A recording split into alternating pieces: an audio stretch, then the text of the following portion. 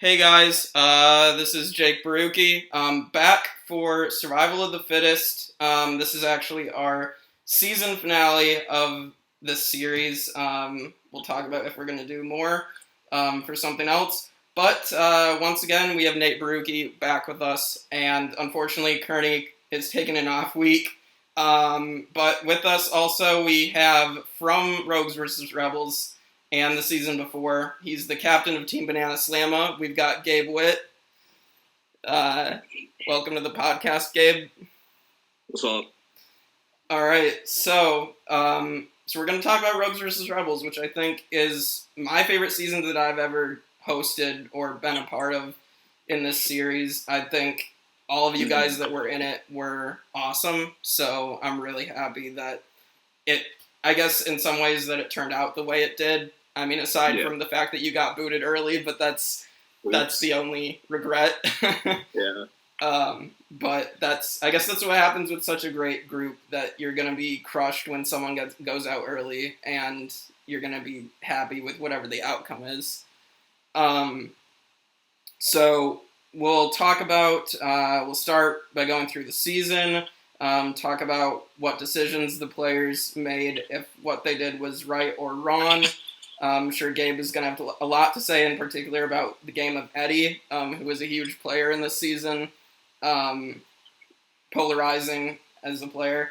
And then we'll rank Keira and George in our finalist rankings, and I'll go over what the rankings look like before we rank them. And then we'll talk about potential all-stars, who would be cast, who would be cut, who would be brought back, and what the theme would be for an all-stars. So we'll start off. So I remember when casting this season, I know I did Crazy Can to try to get some new people. That didn't work as well as I'd hoped, but luckily we were able to get enough to do a season, and so we got 8 new people, and I remember out of the new people, I believe the first people I casted were Spencer and Eddie. I think I've said that before, that those two were 100% guaranteed on the cast, even before I started casting it, because they had shown interest the previous season. And then Gabe and Josh, you guys were brought in as returning players from the last season. Mm-hmm. So I think also I had Kevin on the list to return from last season, and but Kevin ended up not being able to do it because of his schedule. Yes, so we had 10 people in total, and so we just Jarvis and Crafts and I in production, we decided to do a twist called Rogues vs. Rebels, and the idea was it's sort of a heroes versus villains theme, but with mostly new people. And so we wanted to do rogues are the people that they're more willing to do whatever they have to do, get their hands bloody, and backstab whoever they have to backstab. They're not tied to any one alliance. And then you have the rebels, and the idea was that they're the people who stick with their alliances through the whole game, and they don't backstab each other. So I mean, Gabe, you ended up being placed on the rebels. Nate, what tribe do you think you would have been placed on? I definitely would have been the rebels, without question. Yeah, I can see that. I mean, you stuck to your alliances both times and got them all the way to the end, so so that would make sense. And I think the idea for Gabe and Josh was to split you guys up, put a returning player on each tribe, which in hindsight, I maybe should have put you guys on the same tribe to give you both a better chance. But yeah, but that's kind of the game, and I kind of was taking the one returning player on each tribe from like the times they done it on the show, where they did like Boston Rob versus Russell or something like that, and so that kind of was my rationale. But yeah, we'll get into this cast. So of course, the Rebels tribe, we've got Gabe. Unfortunately, your time is going to be short-lived, and we'll talk about that. And then we got the very polarizing player. We've got Eddie. And I think Eddie is, as I said, he was like one of the first that I wanted on the cast. And Eddie wanted to play aggressively from the jump. And I'll tell you, Gabe, that I mean, he wanted to plan strategy even before the game actually started. So, I mean, you really didn't have to, you were pretty much screwed over because there's really nothing you could have done because of how Eddie wanted to play the game. And I honestly, going through it, I think we'll talk about it, but I think Eddie came in kind of a rebel and came out more of a rogue because of how he played. And then, who else on the Rebels tribe? We, of course, got our winner, Keira, who we'll talk about, our first and only female winner, which is pretty cool. And we'll talk about Kira's game, and I think Kira's a pretty good game. I think her game, we'll talk about what she does, but I think it's pretty underrated, and I think she goes through and kind of she lets the bigger players kind of fire at each other, but then she comes out at the very end and is able to get rid of all the big players because she's not the big target. And I mean, I think she's a really good player, and I don't think I think if she were to come back, I don't think she'd be an instant target, even being a winner. But right. And then we've got our runner-up, George. And George is an under-the-radar player. I think he's probably one of the players that came in not knowing much about Survivor at all. But I think he does do well with that lack of information about the game and about the show. And I actually think that George's game is also a bit underrated, but like it's a good under-the-radar social game, but I can also understand why he loses at the end, because that kind of game doesn't necessarily translate well to a jury. And then we've got Gabe Curley, and Curley's going to be one of the players who unfortunately has to drop out at the end due to scheduling, and I don't know if we saw too much of Curley. I know his strategy was to line with Eddie, which wasn't a bad strategy. But I don't know. We can maybe talk about if Curley could have won when we get to it. And then, of course, we've got the Rogues. We've got Spencer. And Spencer's the other big player, kind of the Eddie of his tribe. But I think Spencer might have had a better social game than Eddie did. And I think Spencer's better able to network with people, and I think that's kind of why Spencer stays as long as he does. And unfortunately, Spencer is also going to drop out due to scheduling, and it kind of sucks because I would have liked to see where he actually ended up had he not had to drop at the very end. We'll talk about if he could have won. And then we've got, of course, our most entertaining player we've ever had. We got Josh, and Josh is amazing on both the seasons he's been on. I think this one probably edges out his last performance because he did last a bit longer. Mm-hmm. And he also, in this season, we'll talk about, he actually organizes a blind side, which is pretty crazy. I think circumstances kind of make it so that he doesn't last as long as maybe he could, but we'll get to that. And then we've got Trevor Majors. We've got T-Mage here. And T-Mage is a funny guy. And, he's also not a bad player. It's just he kind of gets taken out because Spencer backstabs him towards the end. Yep. But he does give us the famous toilet confessional where he gave it. We had voting in the bathroom because the library was taken, and I just remember Trevor went and sat on the toilet during his confessional. Nice. So, and he also played Pizza Time from the Spider-Man game while voting for the winner. So, if that doesn't tell you enough about Trevor, I don't know what will. But and then we've got Connor Lown, and Connor is someone who said he wanted to join pretty early on. I think he was in the first half of people that wanted to join, but he had other commitments, and it kind of really screwed him over a lot, because if you're not super committed to playing it and you've got other stuff going on, then people are really going to use that opportunity to just take you out. Mm-hmm. So now we've talked about everybody. And we got Abby, of course. And Abby, I think, could have been in a better position had she not screwed up with some of her decisions strategically. She does.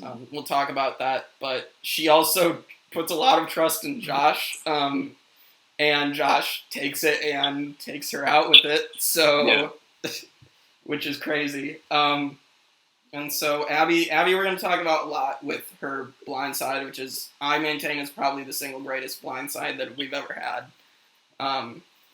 All right, so now we'll get into the season. So I guess, Gabe, you can tell us, talk about what your thoughts were getting on the tribe that you were on and kind of what you wanted your game plan to be had things actually shaken out better. Okay, so I think I was a good fit for the Rebels. I think good teamwork works in the early stages of Survivor, which is why Rebels was a fit for me. The thing about the game, though, is that I think it's a game of absolutes, and so when you make a strategy, you kind of just you really need to gun it. And I think that's what Eddie did. And I think what killed me, honestly, is that, not just Eddie himself, but, we weren't on the same page, I guess.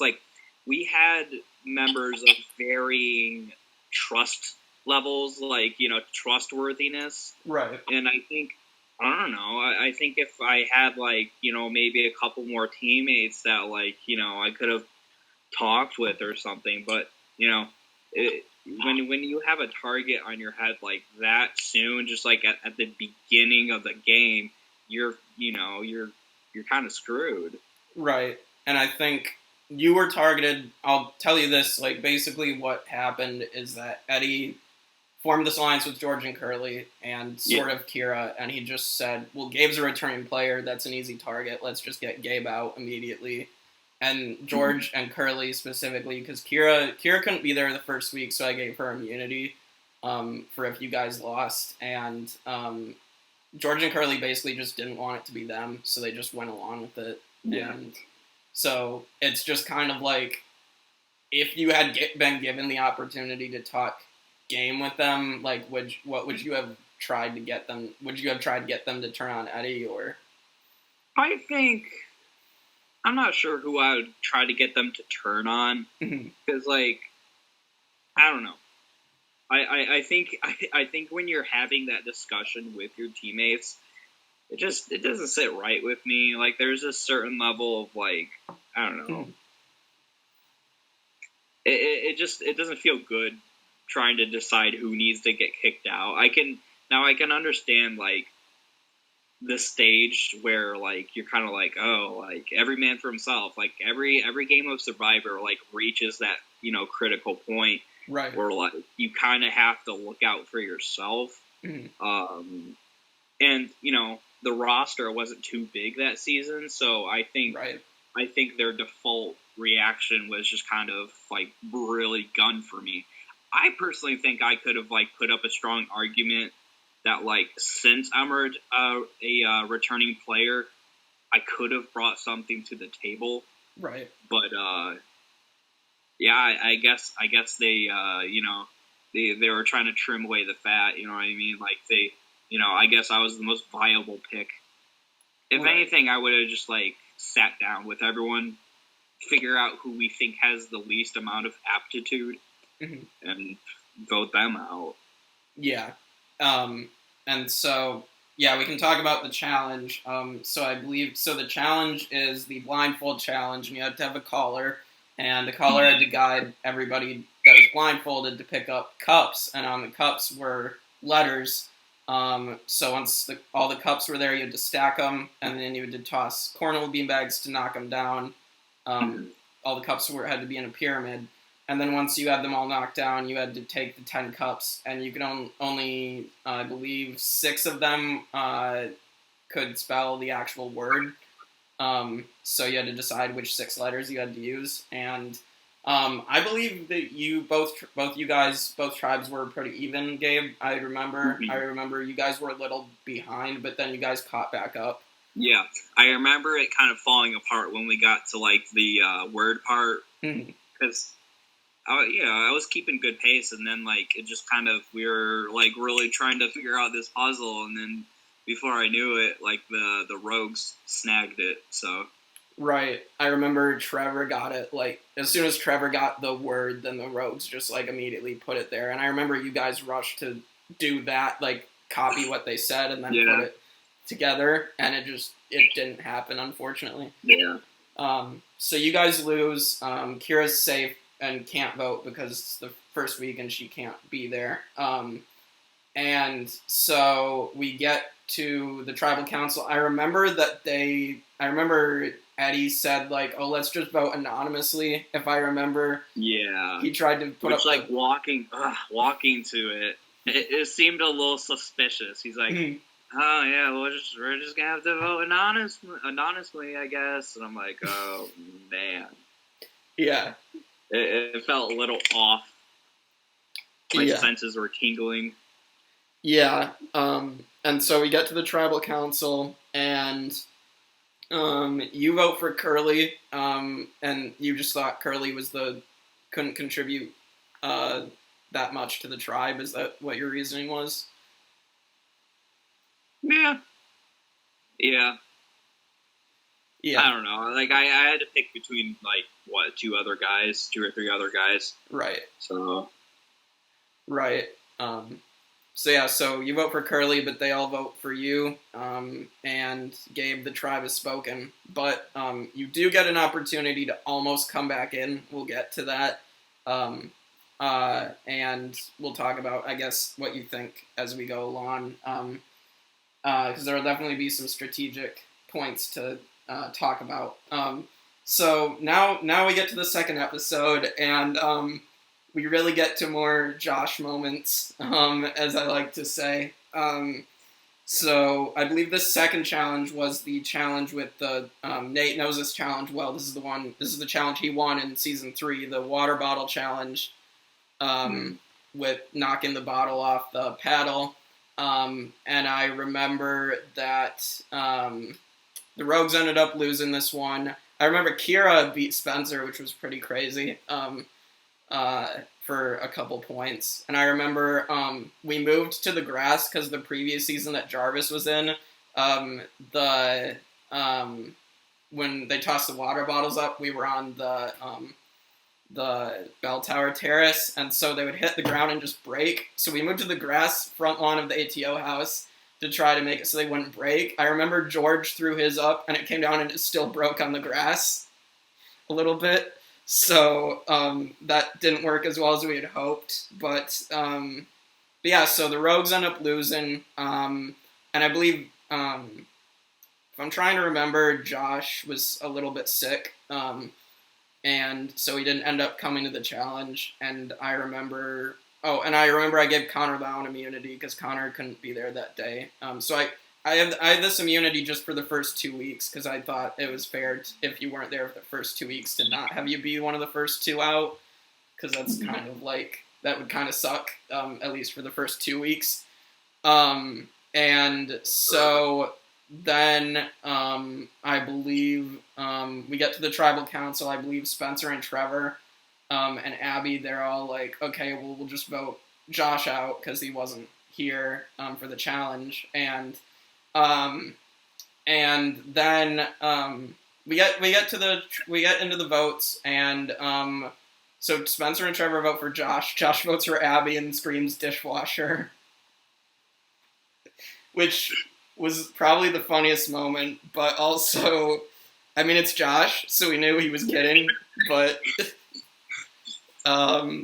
that there's more of that to come, but it was just really, really funny. And Abby actually votes for Spencer, and I think this is really, we're going to talk about it when it comes to her blind side, but really this is the moment, because I remember Trevor, Spencer, and Abby had formed an alliance at the first week to stick together, and I remember that they thought, okay, we'll vote out Josh and then Connor next week. Well, Abby votes for Spencer, and so Spencer has no idea who just voted for him.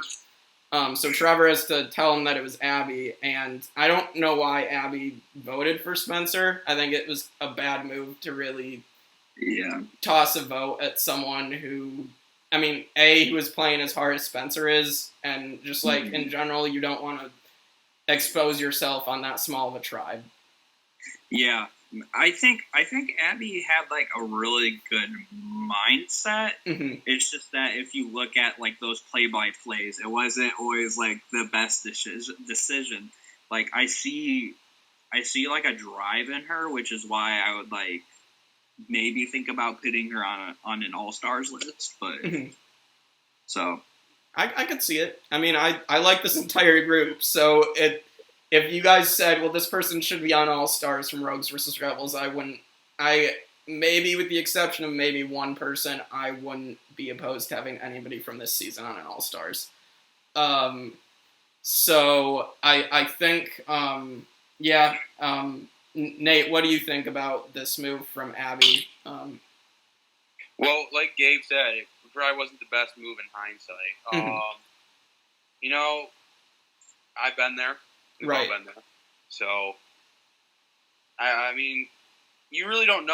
I mean, I would have probably made the same move, but you never really know until after the move's made that what's going to happen. So, right, and I mean, it's easy to say in hindsight. I mean, I know after that week, I was telling Jarvis and Craps, I was like, I think that was a really bad move on Abby's part to do that, but we'll see what happens. And I guess my prediction was right at the time, but like also it could have ended up not mattering. But I don't know. I feel like if it wasn't someone like Spencer, it might have been forgiven. But because she voted for Spencer, who was playing very hard. Like Spencer was going to gun for her at that point. So, whereas someone who wasn't playing as hard would have probably forgiven it. But yeah. Oh, and something else I forgot to mention. I probably should mention it before we go any further. We had a partner twist as well that I forgot to mention in this season. If you remember that game, where we had the twist where everybody on each tribe was randomly given a partner from the other tribe. And the incentive was that if you and your partner both made it, I think it was to Final 6 at least, or Final 5, you were the last partner pair standing, you both got 1 or 2 rounds guaranteed immunity, is what I remember. And I can reveal the pairs. Gabe, I believe you and Josh, ironically, were partners, being the returning players.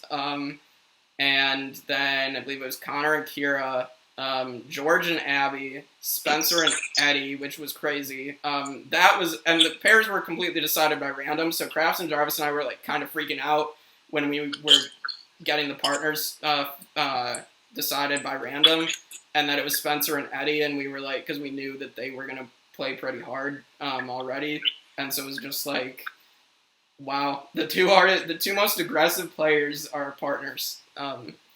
And then I believe it was Team Agent Curly. And so I believe those were the partner pairs. Nate, what do you think of the partner twist? I'm not a big fan of twist, to be honest. Mm-hmm. I like playing the game the old-fashioned way, and I like having your game in your hands basically, and not having anything else kind of throw a wrench in it. Right. I guess Gabe, because you were kind of a part of it a little bit at least, but like, what do you think of the partner twist in general? See, I think Survivor by itself can be pretty unpredictable at times. Mm-hmm. So I really enjoyed it. It added a lot of zest to it, and just like, I don't know, it gave you like an incentive to kind of, watch yourself, because like, your partner's, Mm-hmm. life was also on the line. Right. And I think it was just like really nice to have like that extra like life support, I guess. But Josh did get out like pretty early, so I couldn't really, bank on that or anything. Right. I just liked that season in general. Like, I really liked the theme because, like, when you pair people like that are similar to each other, you think they would get along, but it's like, you know, you really see like people's true colors. Like, you know what I mean? Like with all the rogues and whatnot, you know. Right, and the incentive was to see if these two different play styles that we grouped together from the beginning would work together, or if they would backstab each other. And also to be like, well, if you want this immunity, you're going to have to work with someone from the other tribe to get it. So it kind of incentivized, I guess, sort of to not just like put yourself into one alliance. Like, you're going to have to kind of play both sides a little bit at points. What was that, Nate? Oh, nothing. Sorry, I'm just trying to make sure I don't get reverb or anything like that. Oh, yeah. So back to the game. So yeah, Josh gets voted out in a 2-1 vote after calling Abby a dishwasher. So yeah, but that's not the end of Josh, as we will get to. There is another twist soon. So yeah, so then we get to final 8, and I believe this one is kind of a relay race, and we had, you had to have, I can't remember, I think Spencer couldn't be there, so maybe it was like the first, well no, it was the first 2 weeks, but I think Spencer's tribe like pretty much said that they wouldn't vote him out just because they didn't want to be dicks, and he had been there the first 2 weeks, but basically what it was is, so Rebels had to sit someone out, and it was a challenge where one person had to eat saltines, I believe it was, and then after that was finished, then the next person had to solve a puzzle, and then the final person had to do the dominoes that Gabe dominated in the season before. And so I believe Keira set out for the Rebels, so I believe it was George versus Connor for the eating portion, and then I believe it was Curly and Abby for the puzzle, and I believe then it was Team Age versus Eddie for the dominoes, and the Rebels pulled it out, so they win again, which, Gabe, when you look at it and your tribe ends up winning 2 in a row after they vote you out, is that a little bit sad? It's a little bit discouraging. Yeah. I'd like to think that, like, I bring something to the table. So I, like, you know, it could have been just, like, dumb luck, you know what I mean? But, like... Right. I'm sure... Okay, so if they were conspiring against me, like, since the start, I'm sure, like, once their little plan fell through, they operated a little bit better. You know what I mean? Like, they don't have to worry about getting that one person out. Like, right. You know, like if they have a target on your head, at that point you're not even really part of the team anymore. So like, exactly. You know, like once they get rid of you, like they reach their full functionality. Right, and I think we'll talk about it further, but I do think after, when it gets to the merge, I do think that alliance that took you out ends up crumbling a little bit. They start to distrust each other, which will be fun to talk about. But yeah, so the Rogues lose, and Spencer wasn't there, so they just kind of agreed not to vote him out. And I believe Connor, I also did a twist where, another twist, but I think they worked well. But the winning tribe got to give, or the losing tribe got to give the winning tribe an advantage, and only the, and this is kind of also where the partner twist came into play, because if you could convince your tribe to give a member of the other tribe who was your partner the advantage, and that's what happened, because Connor convinced Abby and Team Age to give the advantage to Keira, which was pretty smart on Connor's part. Unfortunately, it was short-lived, but I do think, and yeah, we'll get to it very shortly, but I think if Connor had been able to give more time to the game, I think he could have done a lot more, and I think he definitely showed some potential with getting his tribe to give the advantage to who his partner was, And the advantage was an extra vote, so it's not like it was some like overpowered advantage. But so I think that advantage is fun. It can work if used correctly. But yeah, so when we get to the vote, Connor votes for Abby, and I believe Abby and Team Age vote out Connor, and Connor gets blindsided. So I mean, what are your guys' thoughts on Connor, and like just unfortunately that he couldn't give as much time as he wanted to? I think that if your play style is a bit more like pretty forward, I think you have every right to like get rid of whoever. You know what I mean? I don't know if he wasn't available or around. I think it's okay just to like kind of get those people out of the picture. Honestly, right. If you're looking out for yourself or like the little alliance you made, I think it's fine. He could have shown like he could have played a bit more. You know what I mean? Right. So. Yeah. Nate, would you have made the same decision to get Connor out? Yeah, absolutely. I mean, from previous games, I'm not a big fan of Connor's, so. I mean, yeah. I would probably vote him out. Yeah, I mean, Connor Lown's my graduation buddy, so I love Connor Lown, but he's probably out of the 3 Connors, I'd probably still put Connor Lown on the top in terms of Connors that we've had, that have played. I think it's like him. There was a Connor that played with Kearney and I when we did the first season, and then there was Lonendijk, and Lonendijk's way at the bottom. So, but I mean, the only thing that dude did was get yelled at by Lee. So that was good, but. Yeah, so no. So now we have a challenge. We have another twist, and this is really like the final big twist of the game. I kind of wanted to shift things a little bit. Not that I didn't think that this cast would do it on their own, but I thought it'd be interesting to throw another wild card into the mix. So we had a challenge where we had Gabe, Josh, and Connor compete in a challenge to see which one of them would get back in the game. At the merge, and that I only said that this was only to get back in at the merge and not like towards the end of the game, so I thought it was completely fair to the other players, and whoever won would also get a clue to an idol that was hidden at the merge. So I thought everything was fair there, and I thought it'd be. I've always kind of hated that like people voted out early just have to like, specifically in mine, I have to just like sit there and wait the rest of the game. And so I was like, well, at least give them a chance to try to come back in and see how that works out.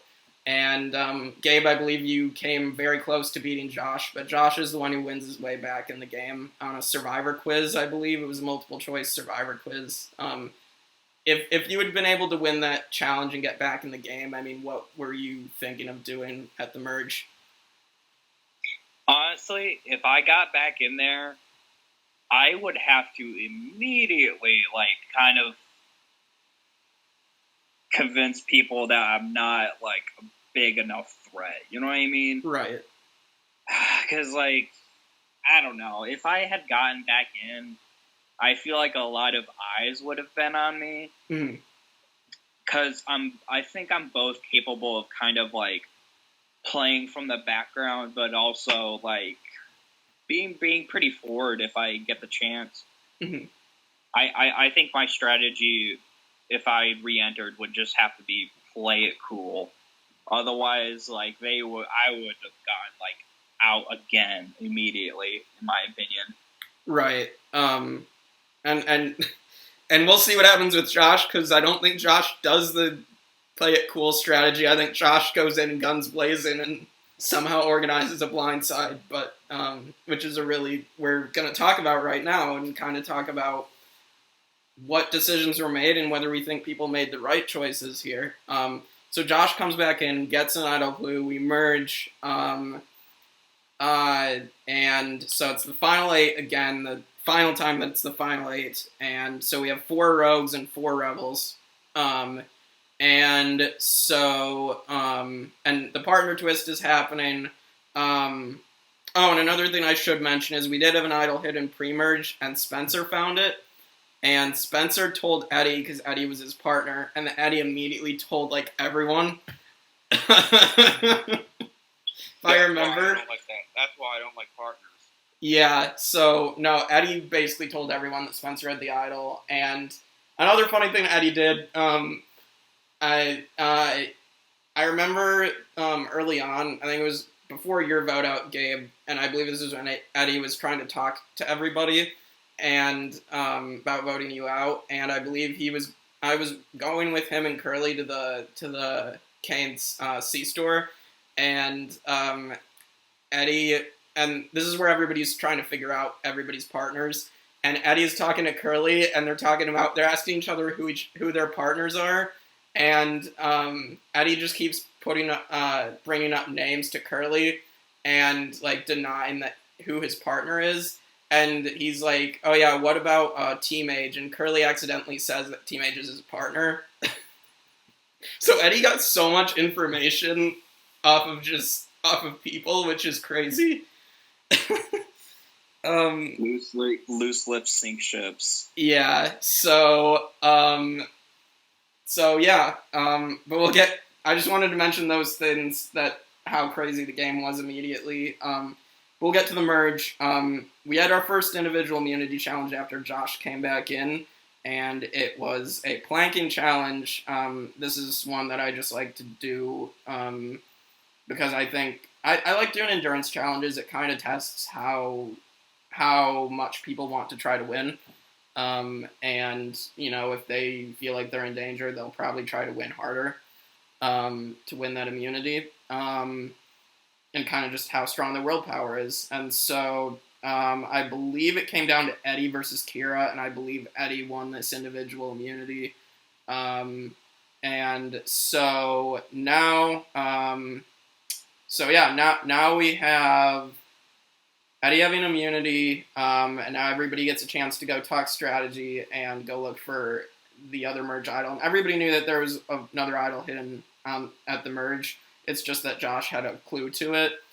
Josh finds it, and I remember, I think, apparently this is the season also where everybody wanted to blab information to everybody, because as soon as Josh found it, I remember, I think Spencer was, like, right there, and Josh just immediately told Spencer that he found the idol. So, yeah, nobody could keep their mouth shut.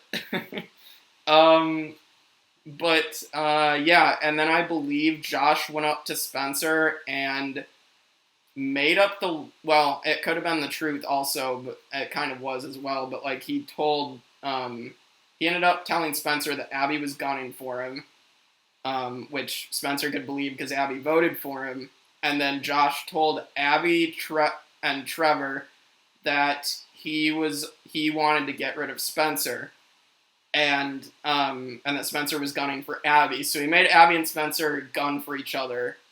And then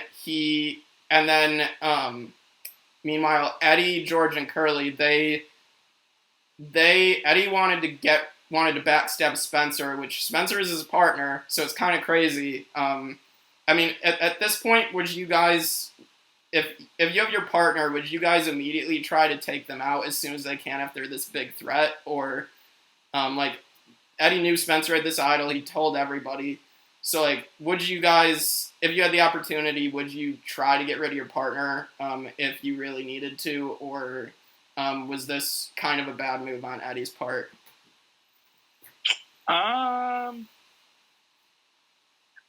Let's be honest. Eddie was daring, right? And it worked. It worked for a while. You know what I mean? Okay, if you get rid of your partner, honestly, what are they gonna do? They can only be mad at you. Unless they, come back somehow via a twist. Right. It's a jerk move, but, also, you're getting ahead of the game. I condone it, I guess it just depends how far along you are. So yeah, I would definitely get rid of my partner if I had to. Right. Nate? would definitely get rid of him if I had to.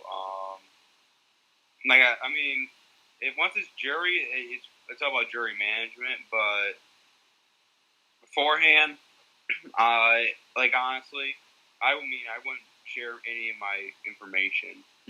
Any twist that I win or immunity I find, I'm not saying a word to anyone. Like Gabe says, loose lips sink ships for sure. Can't have that. So I would definitely, as soon as I told someone, I wouldn't feel safe enough that I'm still be in the game. So I would definitely vote him out. Right. So this is more craziness happens.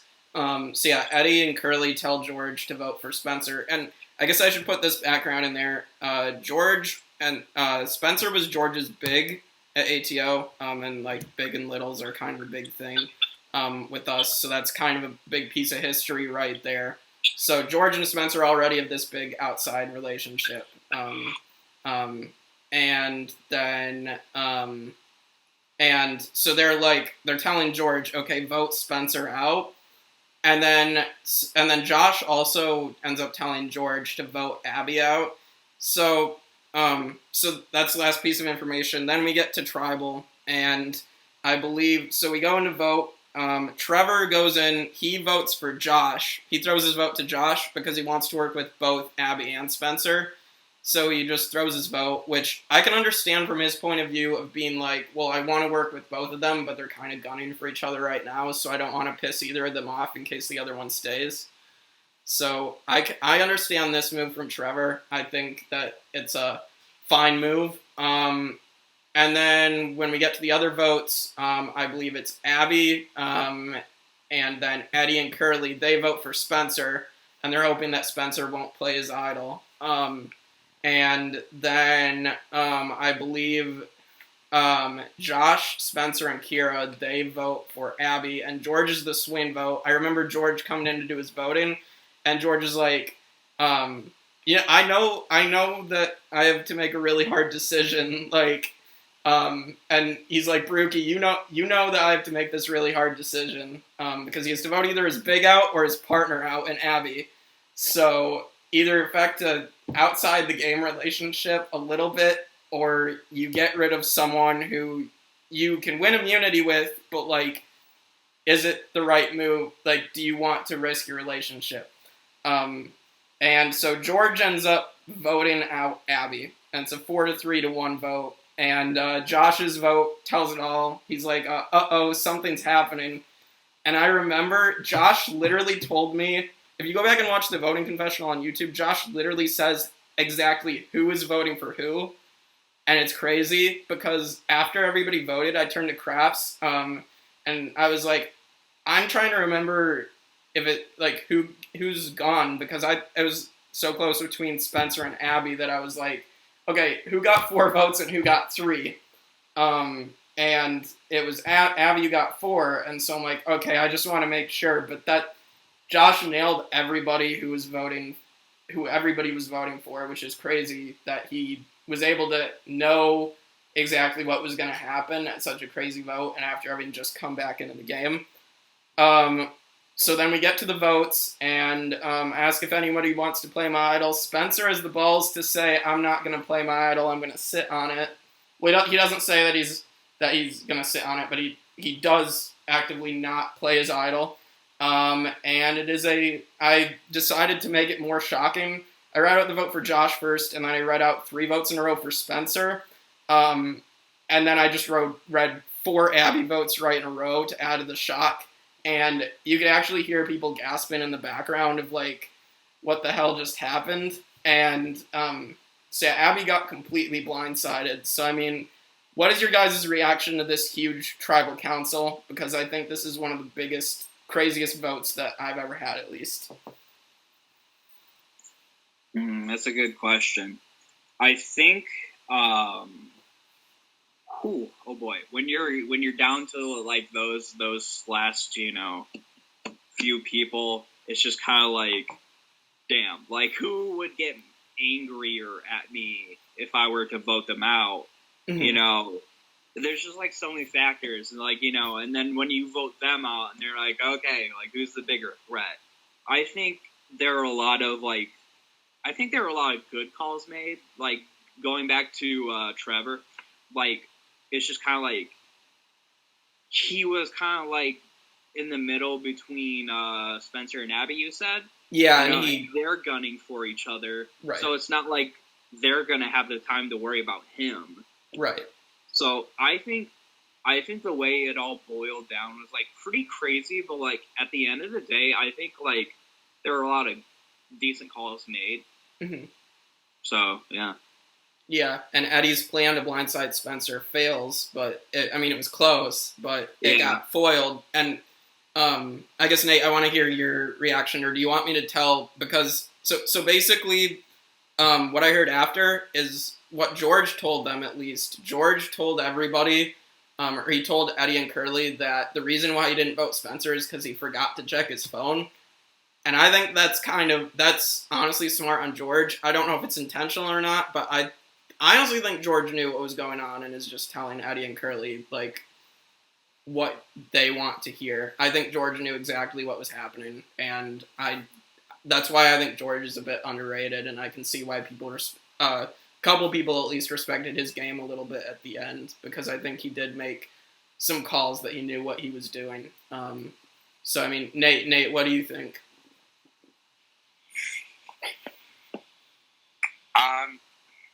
Repeat the question. So do you think that George's, what was your reaction to the tribal, and do you think George's move to vote out Abby instead of Spencer, do you think that he voted Abby instead of Spencer because he forgot to check his phone, or do you think he just completely, that was a lie and that he actually knew what was going on, like that was intentional? I definitely think it was intentional. I mean, especially now when everyone has their freaking phone. Mm-hmm. Like, he definitely knew. I like the decision to vote Abby out. Mm-hmm. Yeah, to vote Abby out. So, yeah, I agree with the move. I would do it. Yeah, and props to Spencer for not playing his idol and like almost getting voted out, because it was a 1-vote decision, and like having the balls to not play your idol.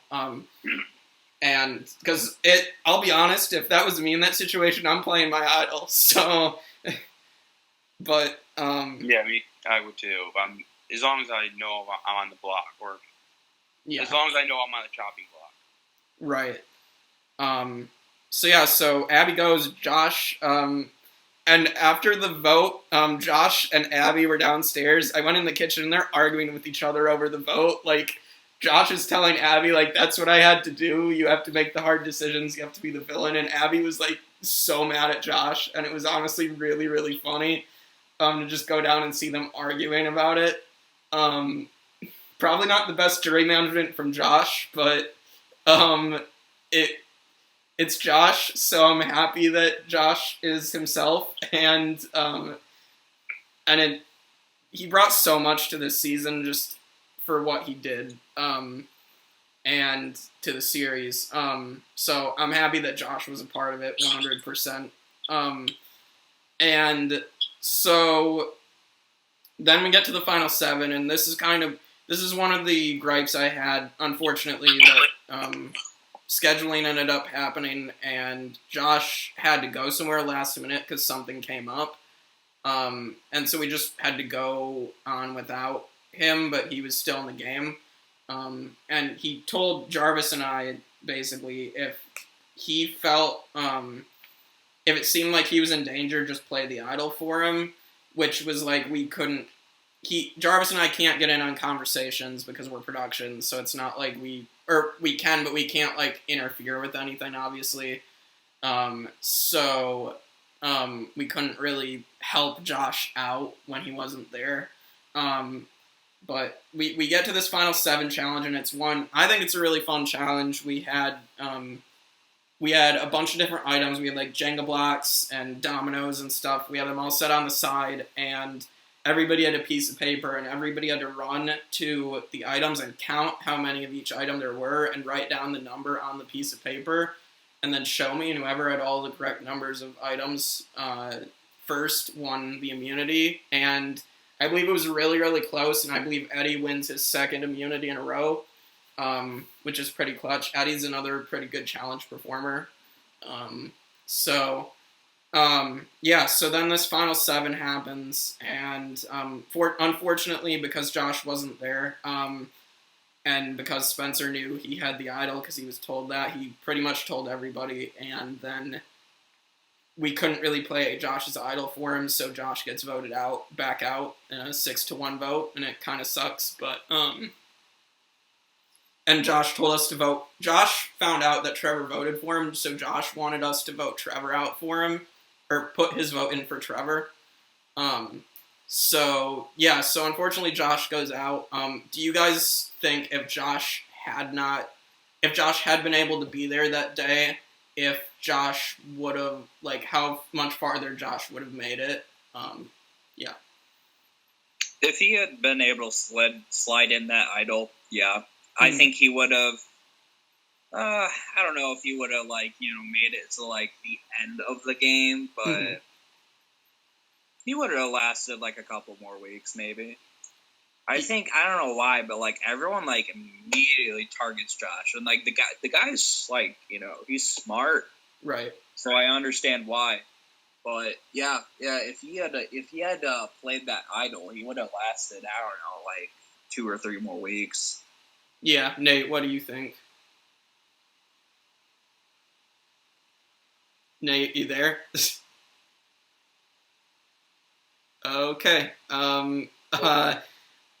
MIA. So I'll just, I think Josh definitely could have made it the next, 2 rounds. I think he at least makes final 5. Maybe he gets voted out right after he plays his idol, at final 6.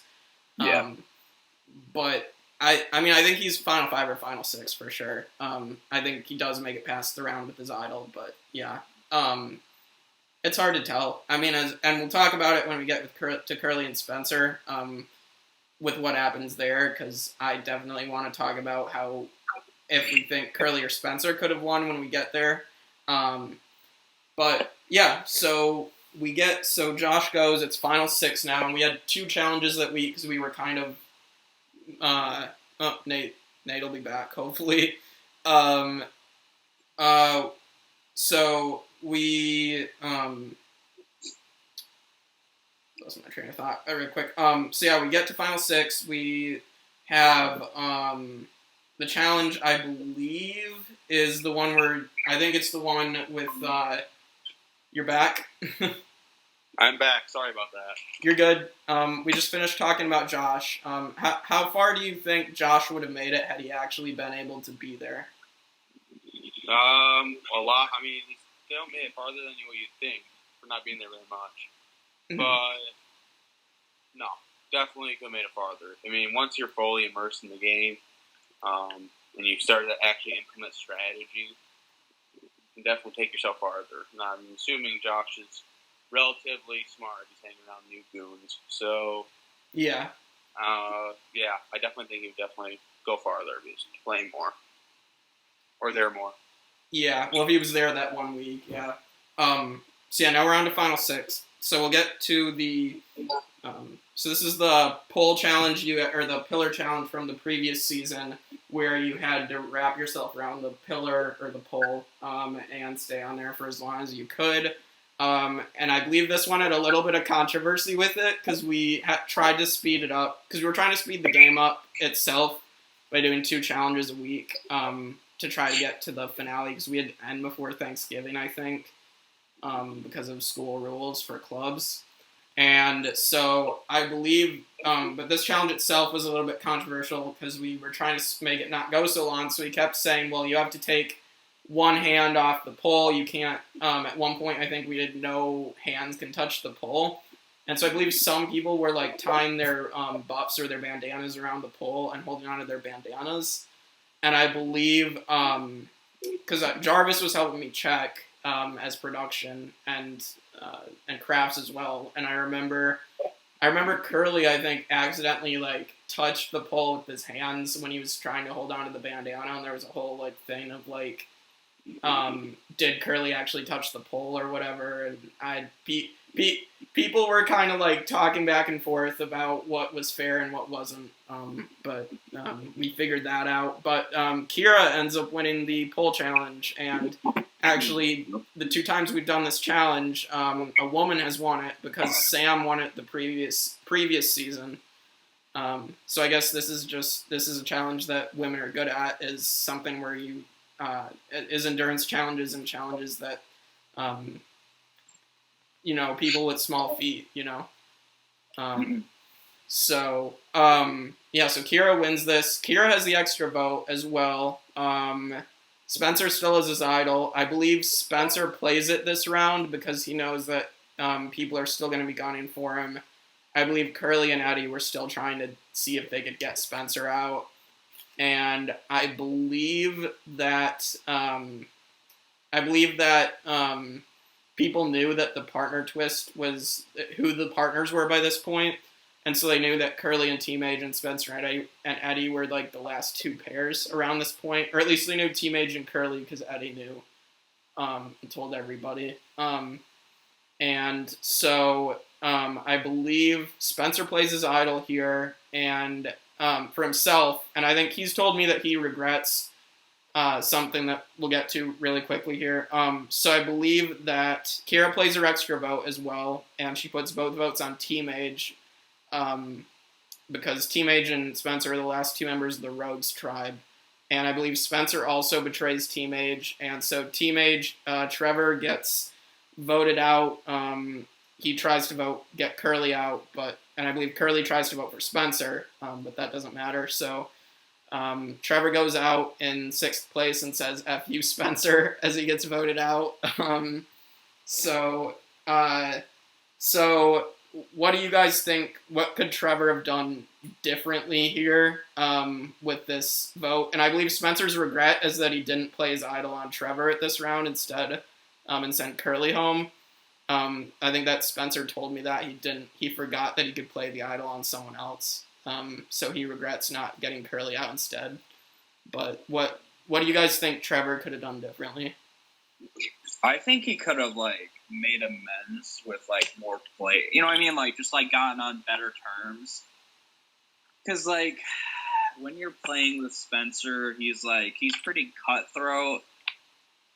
And there's, like, you obviously don't want to get on any player's bad sides in general.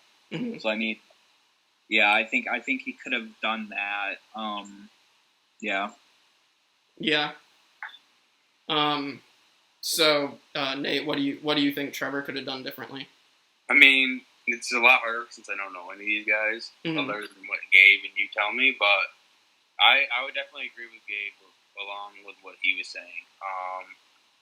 It's definitely important, especially when you're going down in numbers. It's important to remain at least a decent game relationship. So if you somehow do make it to the end, you have a fighting chance. And people's minds aren't already made up.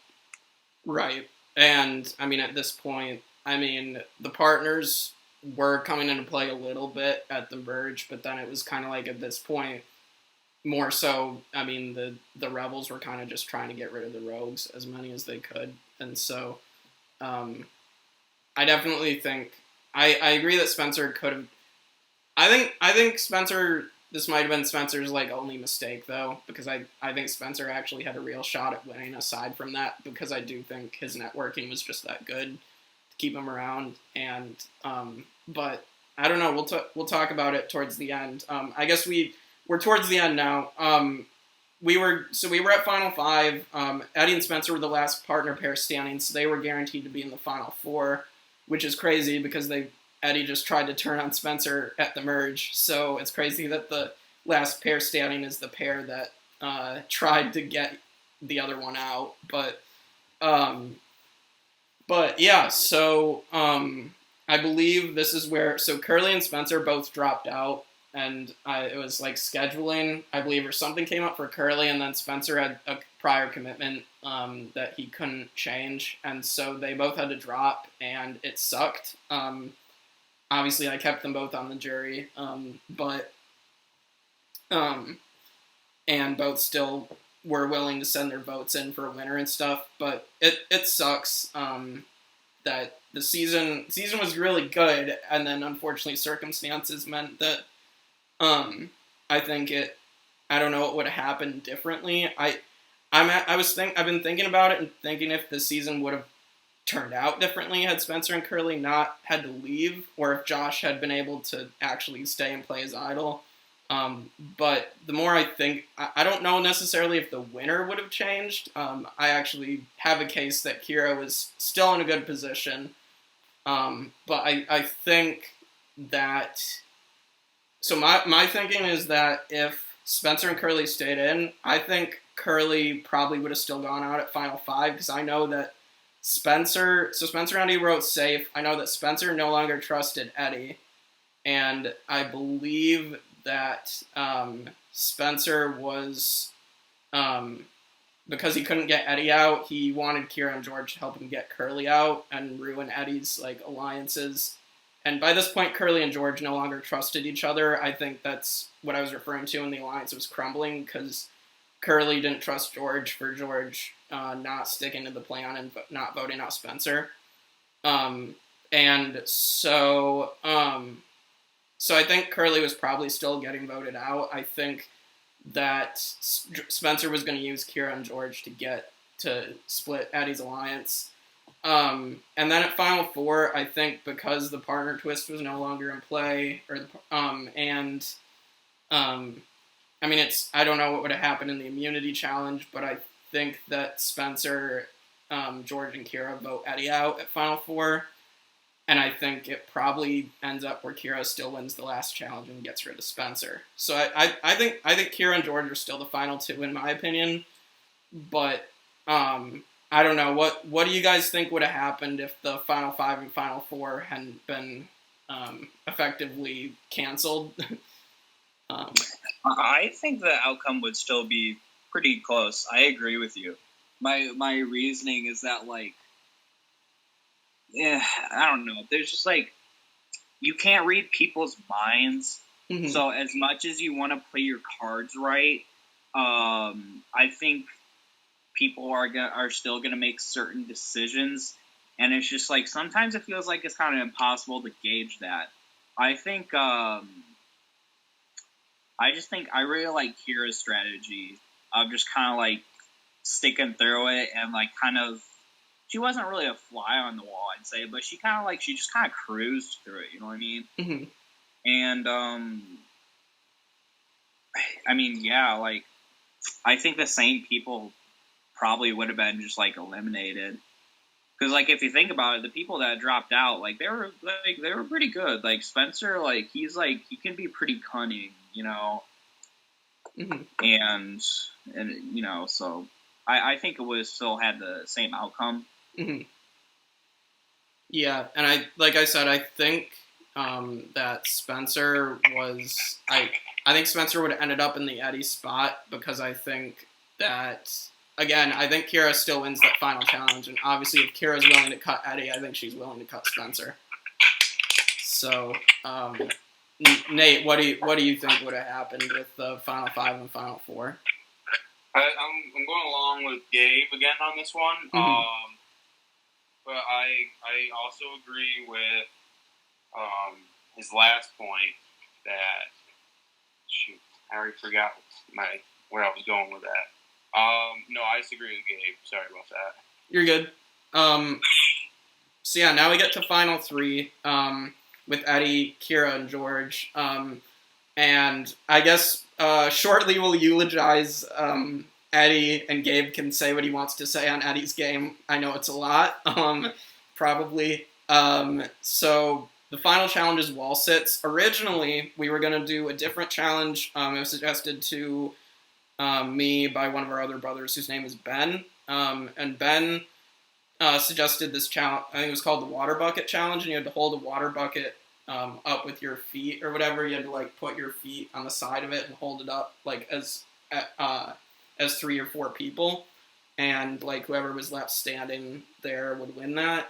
And the problem with that was I had a bucket in my car like for that, and I thought Ben's idea was a really great idea, and then the bucket not only leaked, but it was very awkward and just hard to set up, right? So we ended up scrapping it, unfortunately, and we went with wall sits instead, and inside our chapter room, our meeting room, and George dropped out first, and it came down to Keira and Eddie, and Keira wins the final immunity, and when it gets down to time to vote, she decides to cut Eddie loose and send him packing right before the finals. So, which I think is probably her best move of the season, definitely. But now I guess we can talk about. We talked about how if everyone who was voted out right before the end, if they had made it there, could they have won the game? And I know, Gabe, you're going to have a lot to say about Eddie here. So do we think if Eddie makes it to the end, hypothetically, instead of George, let's say Keira votes out George and it's Eddie and Keira, does Eddie win the game? See, the fact that, like, Eddie made it, like, that far, I think he would have, like, made it a bit longer, honestly.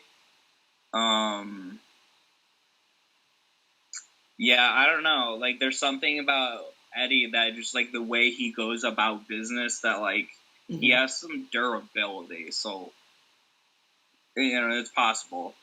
Yeah, I mean, because you at the time, I remember you were very, very mad at Eddie about him voting you out. So I know I don't know how exactly, like, I'm pretty sure you wouldn't have voted for him to win. No. Do you think Eddie would have gotten that many jury votes? I'm not gonna lie. I don't think there were a lot of eyes on Eddie. So I don't think a lot of jury people have been like, yeah, like, like. And obviously, everyone on the jury has a different rationale for voting.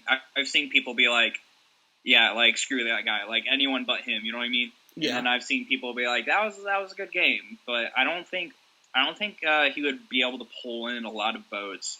I think he was just kind of slippery for a while and, like, managed to make it to, like, as far as he did. But I think Keira in every single scenario put up a pretty freaking good chance.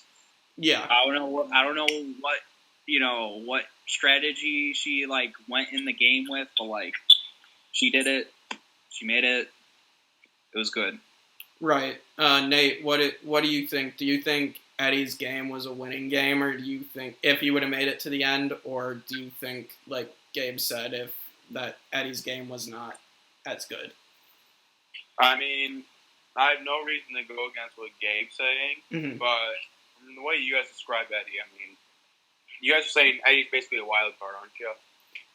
A little. I mean, I don't know that he's a wild card because he was, like, forming these alliance. I mean, I think Josh is more of a wild card. Like, Josh fits the definition of a wild card. I think Eddie is more just, like, a very aggressive player, aggressive strategist. Yeah, and you were comparing to Russell Hans, right? Yeah. He's basically a little bit like Russell, I would say. Okay. Yeah. Well, I mean, personally, I like people that actually are playing the game and being aggressive. So I got nothing wrong. I mean, I think it's a winning game. With jury management, you gotta make sure you're at least articulate enough in your final speech that you can sway people, right? And or already have a great resume to show off, and so on. Right, and I think Eddie has told me, like, he wishes, like, he would have had a chance to, like, speak to the jury about his game, because I don't know if it would have changed people's minds, but we don't know what Eddie would have said and, like, how he would have answered questions. So it's hard to tell. I think the jury was very divided over whether Eddie should have or should not win. I remember Spencer. We had a jury group chat before that final 3 challenge, I think, like a couple days before that last day. And I remember that Spencer in the jury chat, I remember, was making a strong case of why Eddie shouldn't win and saying that a lot of the moves that Eddie made just made him look bad. Especially, I think the one he's referring to is Eddie trying to get him out and failing. And, like, if you're going to make a move like that, I mean, I think from Eddie's perspective, I think he was trying to, like, unfortunately, George just wasn't having it. But I think, like, if you're going to do that, I guess just make sure it works. But, no, you definitely got, you got to take your shot. If you're going to take your shot, you definitely can't miss. You basically, it's all or nothing at that point with your game. Right. So you can't have enemies this late in the game. So yeah, you gotta make your mark and you can't miss your shot. Yeah. So yeah, we'll move on to the final 2, and most of the jury was there. Spencer couldn't be there, but he did send me a question, I remember. He sent me his vote, and Connor couldn't be there, but he sent me his jury vote as well. So we had a very active jury, and I definitely appreciate that, because I know past seasons we haven't had the most active jury, or by the end the jury just doesn't care. So the fact that we just had a very active jury that, was up for rewarding who they thought played the best game was very good to me. So we end up with our first and only female winner in Keira, beating George in a 6-2 jury vote. George gets votes from Abby and Curly, and then I believe everyone else, you, Gabe, Spencer, Connor, Eddie, Josh, and Trevor all voted for Keira to win. So I guess now we can get into rankings and we can kind of talk about George and Keira's games there. So we'll talk about Keira's winning game, and I guess, so we'll rank it out of 6, all 3 of us, and then we'll take the average of all our rankings, and we'll come up with what the score is, and I guess, from what I remember, the rankings are as stands for the winners. In first place, of course, is Demira with a perfect 6. I don't know that he's going to be beaten. I actually don't think so. I actually have been thinking about Keira's ranking, but Demira's at 6. Second place is JJ with 5.23. Jeremy with a 5.2 in third place. Dale has a 4.53 in fourth place. And Caleb has a 4.5 and is being labeled as the worst winner. And as far as runners-up, I believe, Nate, you are still in first with a 5.7. Jarvis is in second with a 5.4. I believe then it is... Let me just check to make sure... because I have it in my notes. So then we have Big Oof, Redacted Jack, 4.69. And then I believe it is MD with a 4.63, Naldi with a 4.05, Tyler with a 4, and Samir in last place with a 2.5. So now we'll talk about Keira. So for me, I think Keira's game is very impressive, as Gabe said. I think that, yes, I think she did cruise, but I also think she was actively using people as shields. I think she was using Eddie as a shield, and Spencer, especially at the merge. She had an extra advantage that her partner gave to her, but she had the partner twist that she leveraged enough that her partner was willing to give her an advantage to help her. And then I think that, I don't think she was necessarily even in danger if at the Final 5 and Final 4, I think she was going to use Spencer a little bit longer, get Curly and Eddie out, and then if she probably wins that final immunity still, and she votes out Spencer. So and with them leaving, she uses that immunity to get Eddie out. So either way, she's taken out a big player at the very end that she's used to get there. And then at the end, I just think that, I mean, honestly, if Keira comes back too, I don't think she's going to be a target even being a former winner. I think that she's good in challenges, so you're going to want to keep her around for being good at challenges. She's well liked. She doesn't piss people off. And I think she does understand the game strategically. It might not be the most active game, but it doesn't necessarily have to be a super active game.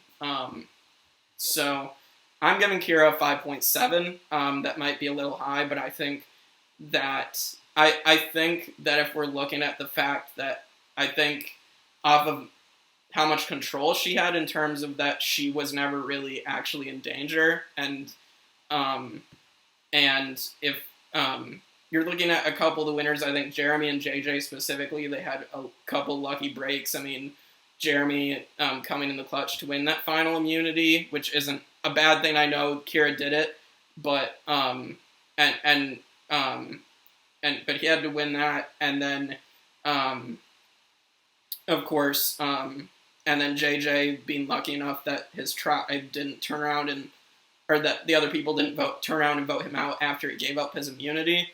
Keira had more control, I think, in Rogues versus Rebels than they did through the game, and her strategy was working. So I think Keira at least deserves under Demira, in my opinion, but I do want to hear what you guys have to say. So 5.7 for me. Whichever one of you guys wants to go next.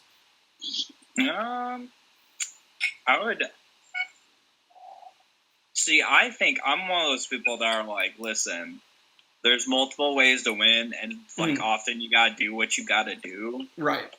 So I would give Keira like a pretty decent score too. Mm-hmm. Well, maybe like around a 5 or so. Okay, 5. Okay. Nate, what would you give Keira? I'm definitely on the same boat. There's many strategies played. You definitely got to play the cards best suited for you. You got to have the strategy best suited for yourself. Mm-hmm. You know, you can't play a physical game, an aggressive game when you're 5'2" and not winning challenges. You know, or not doing anything. You're not contributing. Right. So, no, I definitely agree. You have to have, if you have a strong social game, that's still a part of the game. Right. No. So with that being said, I'd probably give her like a 5.7. 5.7. 5.6, 5.7. Okay. All right. So I'll do 5.7. Okay. Yeah. So I'll put that in the calculator. So we've got me with the 5.7 on Keira, Nate with the 5.7, Gabe with the 5. Oop. That would be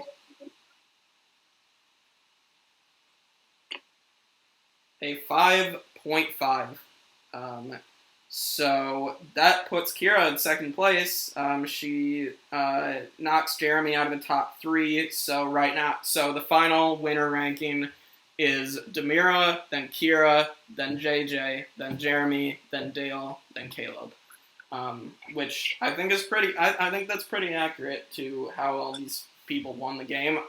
And I think even if we've said that this winner maybe didn't fit our preferred strategy to win, we've said that you can win Survivor any way, and any type of person generally can win Survivor. That's the great thing about the game, and we have 6 completely different winners right here, that all played different games that suited them when they won.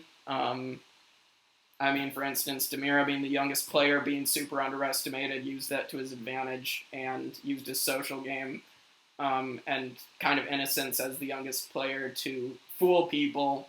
And I think Demira's game, for instance, now would be completely different compared to every other winner.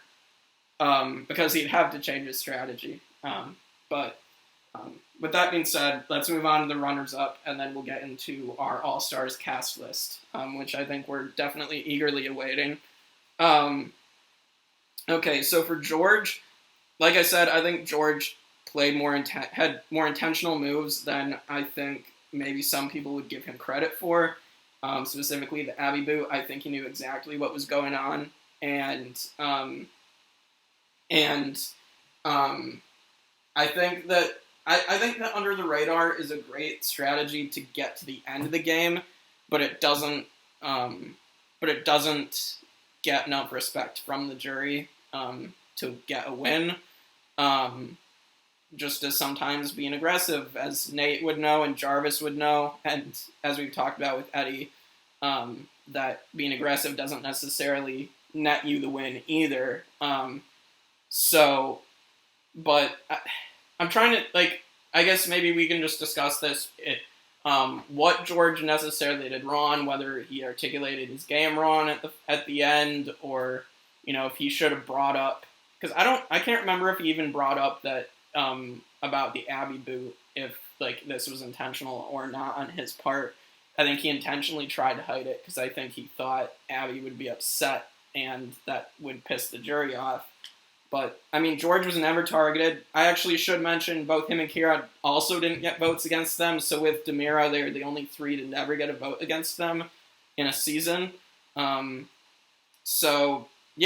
think I'll give George a 5.3. I think his game is really, really good.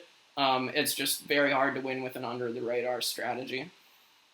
I'll give him slightly less than Kira's. Like a 4.8. The only reason is because, Keira was, a little slippery with, using people's body shields and stuff like that. Mm-hmm. But, I think the ends justify the means. So, if you're relying on just intellect mm-hmm. and just kind of slinking around, that merits around, a 4.8 score in my eyes. Yeah. Keira was just a little bit more methodical with that. Yeah. I'm not even on the same. I'm a little bit lower even than that, to be honest with you. Mm-hmm. There's, especially on the 6-point scale, that with these winners and second place winners, mm-hmm. How they've been graded, this warrant, I'd say warrants a 4. Okay. 3.8, 4, 3.8 to 4. Okay. I'll give them 4 for you, Nate. Yeah, I'm only high on George because I know also the jury was over Eddie. I remember that even if it was Eddie versus George, I remember specifically. this also could be obviously the outside game relationships, of course, too. But Spencer was saying George's game should get more respect, and it's just like I said, under the radar, it's very hard to win Survivor with, and I agree with you guys. If I was on a jury, I guess now, I would say that from an outside perspective, just watching it, I wouldn't vote for an under the radar person to win the game either, but, I don't know. I'll average that out real quick. And then we will get to our all-star casting. 5.3 plus 4 plus 4.8 divided by 3. George gets a 4.7. So I believe that puts George in third place behind you and Jarvis, Nate. So, but still pretty distant from you guys. So... yeah, so that is our complete winner and runner-up rankings. That's the end. Of course, I'd love to hear from the rest of the Rogues vs. Rebels cast or anybody else feedback on what you guys think. But with that being said, let's get to our all-star casting. And I did post a list in the comments. So here's how it goes. We can start by just going over... people from the old school era. We can then move on to just people from the new school era. We can go by season, however you guys want to go. And we can just pick who of course, like, including you guys and Kearney, I think, on if you guys would want to come back. And I guess we can talk about, would this person actually want to come back? If they don't, then that could be consideration for them being cut. I guess I should ask, how many do you guys think we would go for, like, in terms of numbers for an all-star season? Like, 18. Yeah, that's a good number. I would say like 10 to 12 at most. Okay. My only rationale is like you're gonna have some spicy players in there. Some of them are gonna be like, and just like being like really cutthroat. Yeah. And I think a game like that could it could move along pretty quick if you if you were playing like twice a week maybe. Yeah. And I think it would just be high octane, I think, honestly. So I wouldn't put more than like, I don't know, like 10 to 12 people. I could say maybe 12 to 14. I think that's a good number. And in terms of like how many how many would actually come, and I think it'd probably be a weekend thing, because I think a day Survivor that I've done before, those are hard to do, but it's also hard to do the long ones we've done over an entire semester. So I think a weekend one where you're doing like half the game one day and then the last half of the game the other day is a good balance. So yeah, I'll put together the list of who I put on the board. I might throw a few other people in there.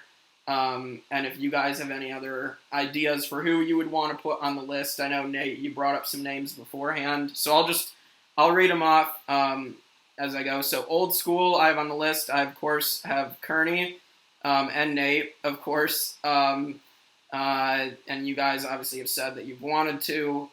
So I think you guys would be locks, so I can just put check marks next to you guys for finalized cast. As long as schedules work out, of course. Jeremy, Demira, and this is just putting all the names that we could potentially consider. Just so if we're considering, I'll put Silas and Leon there. Tyler, trying to remember everybody who I put on there.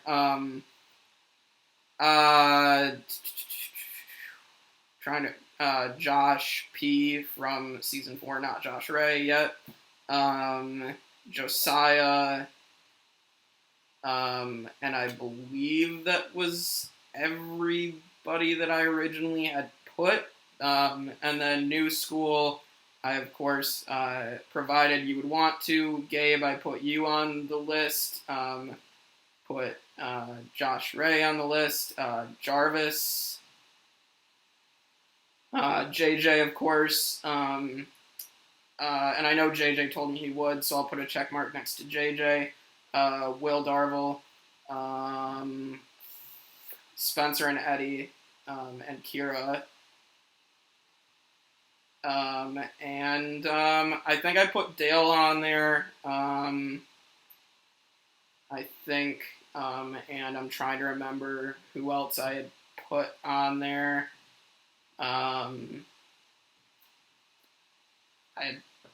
Because right now it's, I have 9 old schoolers, 8 new schoolers, so I don't think I put George on there yet. I didn't put Eddie. Okay, so we have 9 on there. If you guys want to add anybody else on the list, so we can just talk about, you guys want to start by talking about old school or talking about new school, or how do you guys want to do this? I don't know much about like old school, so I'd probably be able to talk more about new school. Nate, what do you want to start with? Likewise, Gabe, and I have to go soon. You have to go soon? Yes. But, okay. I'm going to say, I really don't know much about old or new school from other one you tell me. So. Okay, do you just want to, before you go, let's go over old school, and then Gabe and I can finish it out talking about new school. Okay, perfect. Okay, so old school, so you and Kearney are confirmed. You guys would want to do it. And let's shorten it down to about, let's just like right now, let's just say 14 people in total. So 7 from the old school era, 7 from new school. So right now we have 2 on old school. We need 5 more. Nate, who do you think should be considered on the old school tribe? I believe Jeremy should be considered. Yep. Josiah. Josh. Yep. And I would say Sam. Okay, from season 4, yeah, I can consider Sam. I think it'd be interesting to see some more season 4 representation for sure. Just to get that season's see it more, see more people's games. So yeah, I'll put Sam on there. So that is 6. So that leaves the season 2 people on there for the last spot, which would be Demira, Silas, Lee, and Tyler. I don't think we need to see Silas and Lee again. I really don't. I only put them on there because they're iconic. Lee, obviously, for telling people to listen here, and Silas is her brother. But I don't know that we have more that we need to see from Silas either. Just based off the Discord game we did, I don't think he's that good of a player. So it's... And I don't have much contact with Tyler. I have a little more with Demira, but I mean, I guess we could put Demira for now, unless you have somebody else from old school that we can put in. No, I'm okay with it. It sounds about right. Yeah, well, you said you brought up your sister Emily as an option, and that could be an alternate if you want that. Yeah, that'd be perfectly fine. We'll see what happens. Okay. Yeah. Okay. So you said you had to go now?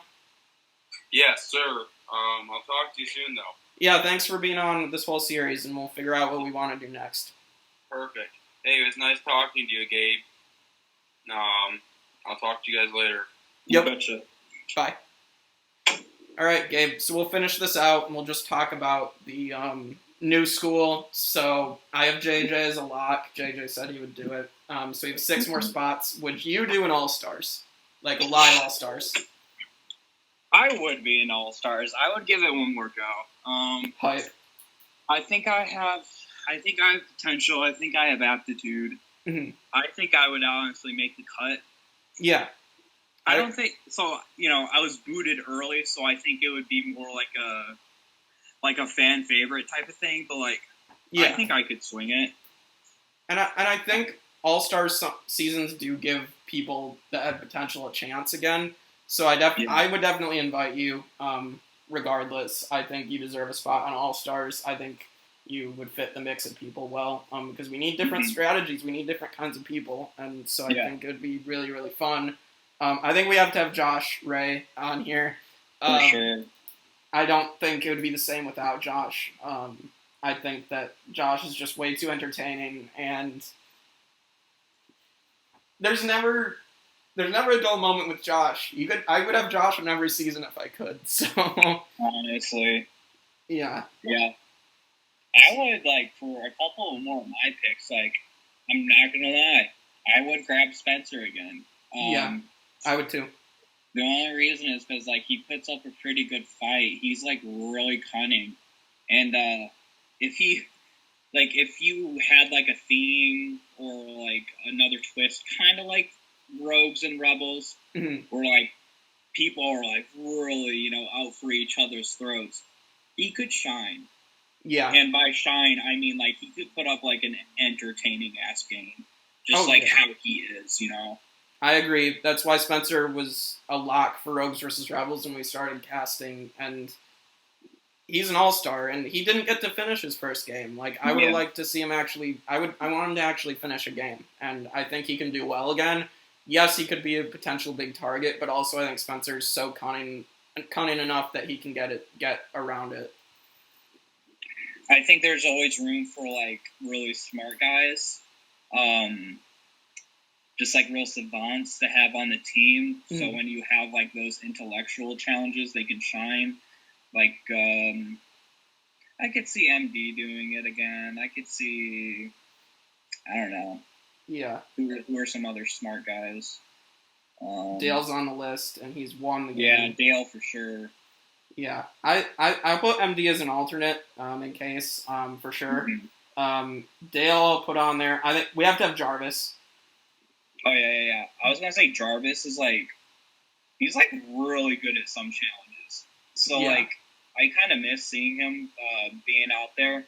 So Yeah. I would, 100% Jarvis. He's one of my picks. Yeah, and I think Jarvis said, if Jarvis's schedule works, Jarvis probably will be there. And I think that you have to have the biggest challenge beast in the history of the game, and that's Jarvis. So yep. I think I would love to see Jarvis come back and try to claim the win that people think maybe he was robbed of the first time, or in season 6. Because I know personally, I believe that maybe he should have won over Dale, but I can also see why you guys picked Dale to win, because I think that Dale is also a very smart guy. So, so that right now it's you, Josh Ray, Spencer, Jarvis, Spencer, Jarvis, JJ, and Dale. So on the list left, MD's an alternate, but we have one more spot. So it's either Will, Keira, Eddie, or we can, if you have another option, we can definitely. I think I would be interested to see how Keira would do. Mm-hmm. That's only because, when you throw in someone who's won before, I don't know. I feel like she could either sneak around for a while. Because, the thing about, that is, for some reason, on a psychological level, people don't always notice that when people are kind of just, watching from the back. So, I don't know. I would be interested to have her or another previous winner in there. Right. So I believe New School besides yeah. So I believe Dale, JJ, and Keira would all be winners. So they would all be on the New School tribe. And then Old School was Jeremy and Demira. Which is crazy. Yeah, so that'd be 5 former winners out of the 6. And the reason I didn't put Caleb on the Old School from season 3, because I don't think we need to see him again. I think he's the one winner where I don't think you need a comeback from him. Because I think there's people that fill his spot better, because he was just the athletic jock type, and we have that, especially on the Old School tribe. And I think we just have better, more fun people with this cast as a whole. So really, I mean, Eddie could be an alternate as well, and Will. I think both. Will showed in the Discord as well that he could definitely game more. And the first time he played, he was a very big social threat to win. He was voted out right before the end because JJ was worried that he would beat him. So I think Will. I think I'd be interested in seeing Will too. Yeah. I mean, there's so many good options. I'm only saying 14. So we'll keep the 7 we have now. Eddie and Will can be alternates at the moment. I don't know if Dale would do it again. I would hope maybe him or MD would do it, but I think if Eddie and Will are game, then we would go with one of them. But hopefully this would be a great cast. So I definitely can see this. Obviously, if it ever happened, it would be when the pandemic wasn't happening. And and it would be if people were willing to come. Well, I'd have to ask if my parents would be okay with it, but if we were going to do it up in Traverse City on the lake, and that would be a great location. But